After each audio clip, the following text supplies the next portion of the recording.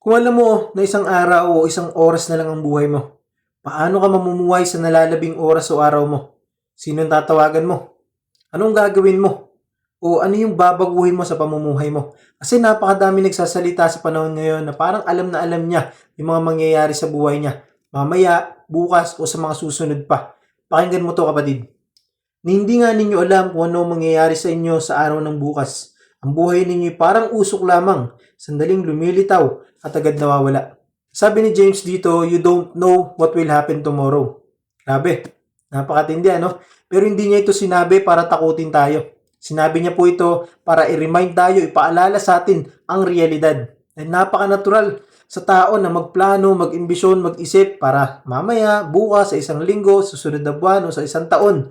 Walang masama sa pagpaplano, kapatid. Pero ang problema, we plan as if we own tomorrow. Pero sa totoo lang, kapatid, hindi natin hawak ang buhay. Hindi natin hawak ang bukas. Hindi natin hawak ang tibok ng puso natin. Hindi natin hawak kung anong mangyayari kahit pagkatapos ng video na ito, sa susunod na minuto o oras. Kapatid, life is fragile. Life is brief. Life is like a vapor. Ang salitang ginamit dito sa Greek ay atmis, na ibig sabihin po ay steam, vapor, uusok na mabilis mawala.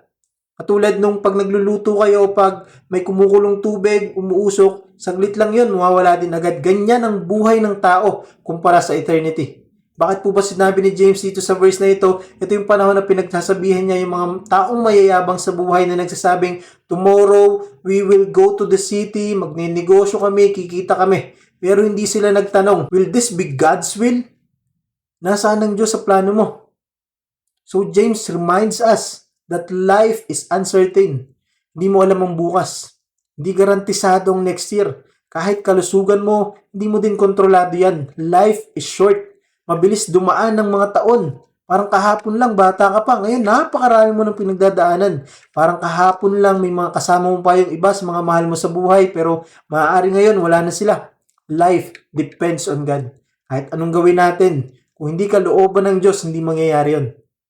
Kaya sabi, sa verse 15, kung kalooban ng Panginoon, dapat ganun natin tinitingnan ng araw-araw. By example yan, pag may mga nawawala. Imagine, kapatid, 155,000 po namamatay kada araw. At sigurado ako doon na halos lahat yun o lahat yun ay hindi nila alam na last day na nila pala. Maaring hindi na sila nagising, maaring dahil sa aksidente, sa sakit o iba't ibang disaster. Meron namang iba dyan na palaging sinasabi, bukas na ako magbabago, bukas na ako magsisisi, sa isang linggo na ako atid ng church, next year ko na lang tatanggapin si Jesus sa buhay ko. Pero hindi na dumating ang bukas, ang next time, ang isang linggo sa buhay nila. Wala na sila. Hindi na sila nabigyan pa ng pagkakataon kasi sinayang nila yung pagkakataon na binigay sa kanila.